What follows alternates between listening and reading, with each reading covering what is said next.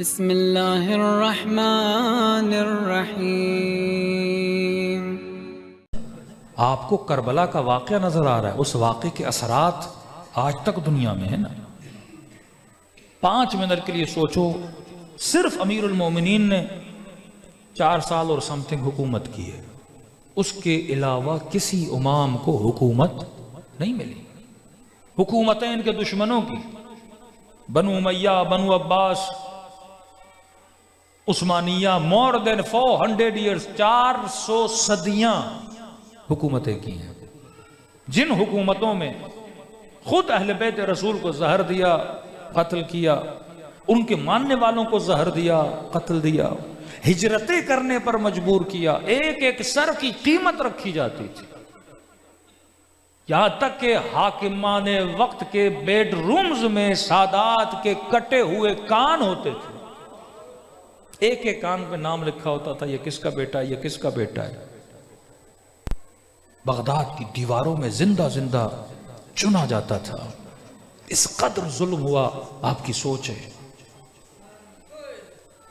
لیکن اس کے باوجود تعداد آپ کی، رونق آپ میں، استقامت ہے، آج تک آپ کو ختم نہیں کر سکے۔ کبھی سوچا کس وجہ سے، وہ کون سی چیز ہے جس نے شیعت کو آج تک زندہ رکھا؟ کون سی چیز؟ ہمارا کمال ہے؟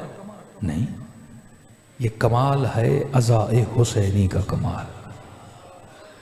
یعنی واللہ اگر مکتب اہل بیت سے عاشورہ نکال دو نا، کچھ بچتا ہی نہیں ہے۔ یہ جلوس، یہ ماتم، یہ عزاداری، اس میں یہ مجلسیں خود بذات خود مجلس امت کے لیے حجت کو تمام کرتی ہے۔ کتنے لوگ تھے، ایک بوڑھا تھا وہ شیعہ بنا، بھئی آپ کیوں شیعہ بنے گا؟ کسی جگہ سے جا رہا تھا، کسی مجلس میں کوئی شیعہ مولوی تھا، اس نے بتایا کہ نبی کی بیٹی حق مانگنے گئی تھی۔ اب وہ تو نہیں سناتے نا اپنی مسجدوں میں، کوئی تاریخ کا چیپٹر نہیں ہے، منع ہے، باقاعدہ منع ہے کہ بھائی اب تاریخ اسلام نہیں پڑھاؤ گے مسلمانوں کو۔ یعنی یہ کیسا ظلم ہے کہ مسلمان اپنی تاریخ نہیں پڑھ سکتا، یہ منع ہے۔ مشاجرات نہیں بتاؤ گے، تاریخ نہیں بتاؤ گے، تاریخ جھوٹی ہے، تاریخ ایسی ہے، تو فتح مکہ اور تاریخ اور جنگیں، پھر بچتا کیا ہے مسلمانوں کے پاس؟ اگر تاریخ کو، جو قومیں اپنی تاریخ بھول جاتی ہیں وہ تباہ و برباد ہو جاتی ہیں۔ کہا کہ میں نے کسی شیعہ عالم سے سنا نبی کی بیٹی حق مانگنے گئی تھی، پہلی بار سنا، شوق لگا مجھے، کیا مطلب؟ اور کہہ رہا تھا گئی تھی پر خالی ہاتھ واپس آئی۔ کہ ذہنوں میں تو پہلے بٹھا دیا تھا یہ لوگ ہیں ہی جھوٹے، لیکن کہا، اس نے قسم کھا کر کہا اگر یہ جھٹلا دیا جائے تو اس نے کہا میں اپنا مذہب چھوڑ دوں گا۔ میری بحث ہوئی ایک شیعہ کے ساتھ، میں نے کہا یہ ہو ہی نہیں سکتا، اس نے کہا جاؤ اپنے مولوی اور مفتی سے پوچھو، اگر نہیں ہے تو جو تو کہے میں وہ مانوں گا۔ کہتا گیا آپ نے مولوی کے پاس، اس سے پوچھا، میں نے کہا نبی کی بیٹی گئی تھی؟ کہا اس نے آئیں بائیں کیا، ادھر ادھر، یہ کیسی بات ہے، یہ کیسے سوال ہے، کئی شیعوں سے تو نہیں ملے۔ میں نے کہا میرا چھوٹا سا سوال ہے، مصطفیٰ کی بیٹی گئی تھی یا نہیں؟ کہاں گئی تھی؟ کہا بہت شکریہ آپ کا۔ دوسرا میرا سوال ہے، اگر گئی تھی حق ملا تھا کہ نہیں؟ دلیلیں دی اس نے، یہ قرآن کا مسئلہ کریں گے، میں دلیلیں نہیں سننے آیا، مجھے ایک سمپل سا کوشچن ہے، نبی کی بیٹی گئی، حق ملا تھا کہ نہیں؟ کہا نہیں، خالی ہاتھ واپس آئی تھی۔ کہہ رہا اس دن میں نے اس مسجد کو بھی چھوڑا، اس مولوی کو بھی چھوڑا، بس ایک جملہ وہاں کہہ کے اٹھا، میں نے کہا مولوی صاحب نبی کی بیٹی نہیں، اگر اس کی اولاد میں سے کوئی سید زادی میرے پاس آئے، بھلے وہ اس کا نام بھی ہو، لیکن اگر بولے نا میرا ہے، قسم کھائے یہ میرا ہے، میں اسے خالی ہاتھ نہیں لوٹاؤں گا۔ مجھے سمجھ نہیں آتی نبی کی بیٹی کو خالی ہاتھ کیسے لوٹایا۔ یہ وہ مجلس ہے جو آپ، مجلس مذاق مت سمجھیے، آج ظاہراً رسول خدا نہیں، اہل بیت نہیں، امام مہدی پردے غیب میں، تو کل کوئی مسلمان یہ بولے، کل کوئی آدمی یہ بولے کہ پروردگارہ ہادی نہیں تھا، ولی نہیں تھا، نبی نہیں تھا، امام نہیں تھا، مجھے ہدایت کیسے ملتی؟ اللہ بولے گا میں نے حسین کی مجلس کا بندوبست کیا تھا۔ یہ لاؤڈ، یہ آوازیں، یہ ماتم، یہ یا حسین کی صدا، یہ حجت تمام کرتی ہے لوگوں کے لیے کہ اگر کوئی مسلمان کسی بازار سے گزر رہا ہے، جلوس کو دیکھ رہا ہے اور جلوس میں لوگ آہو بکا کر رہے ہیں کہ یا حسین یا حسین، اللہ پوچھے گا تو نے سنا بھی تھا کچھ لوگ حسین پہ رو رہے تھے، تو نے سوچا نہیں؟ یہ کون حسین ہے جس کے لیے کا سید شباب اہل الجنہ، یہ جنت کے جوانوں کا سردار ہے، تو نے سنا بھی اس کا سر کاٹ کے نوکے نیزہ پہ رکھا گیا، تو نے سوچا نہیں کس نے کیا؟ 55 سال کے فاصلے پہ یہ حال کیا نبی کے نواسے کا۔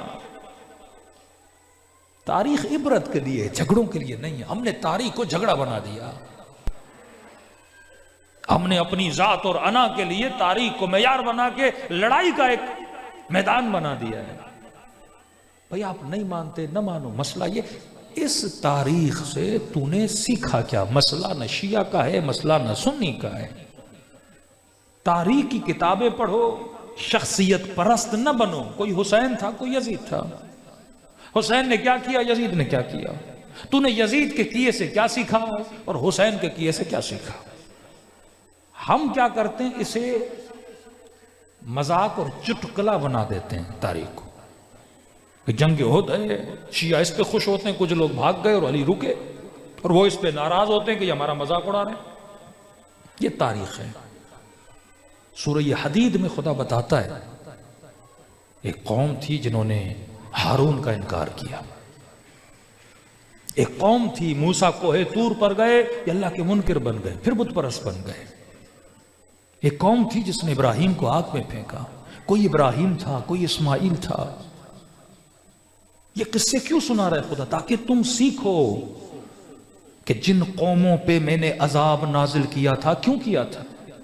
جن قوموں نے اپنے نبیوں کو قتل کیا تھا، جس یہود کے لیے خدا یہ کہے کہ یہودیو فضلناکم، میں نے تمہیں کائنات کی اقوام پہ فضیلت عطا کی تھی، لیکن کہاں جا کے گرے؟ اسفل السافلین میں جا کے گرے۔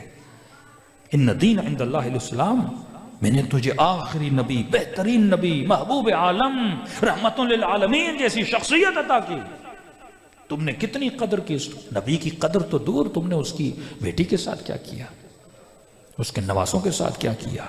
جو برملا کہے قل لا اسألکم علیہ اجرا الا المودۃ فی القربى،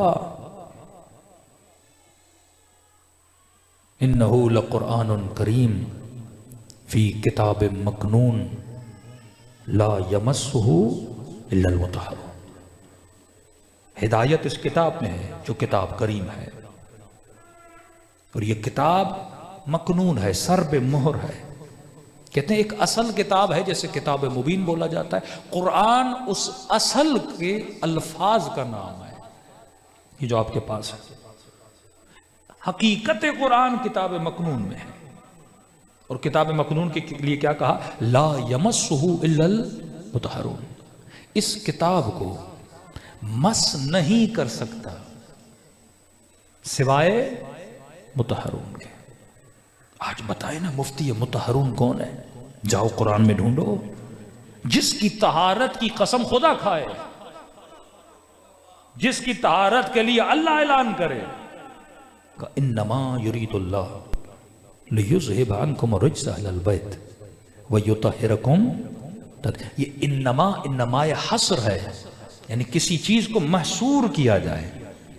بس اگر کوئی مطہر ہیں، بس اگر میں نے کسی کو پاک بنایا ہے تو وہ یہی ہیں، صرف یہی ہیں، اور وہ کون ہیں؟ اہل بیت رسول ہے جنہوں نے میں نے پاک بنایا۔ اور کتاب مکنون کو مس نہیں کر سکتے سوائے مطہرون کے۔ یہ اس حدیث کی تائید میں کہ مسلمانوں دو گراں قدر چیزیں چھوڑے جا رہا ہوں، ایک اللہ کی کتاب ہے، دوسرا اہل بیت رسول ہے۔ ان دونوں کے دامن کو پکڑو گے تو کبھی گمراہ نہیں ہوگے، ایک بھی دامن چھوٹا تو گمراہی میں چلا جائے گا۔ بی بی مریم کے لیے کیا کہا کہ ان اللہ اصطفیٰ کی وطہرکی، اے مریم اللہ نے تجھے چنا اور تجھے کیا بنایا؟ پاک بنایا۔ پہلے بھی وہ پاک بنا چکا ہے، مریم کے بعد مریم امت عیسیٰ اور امت موسیٰ میں اس کو پاک بنایا۔ کیوں میرے مولا فرماتے سورہ مریم کی مریم مریم ہے اور امت مصطفیٰ کی مریم ہماری دادی فاطمہ زہرا ہے۔ سورہ مریم میں بڑے فضائل اہل بیت علیہ السلام کے۔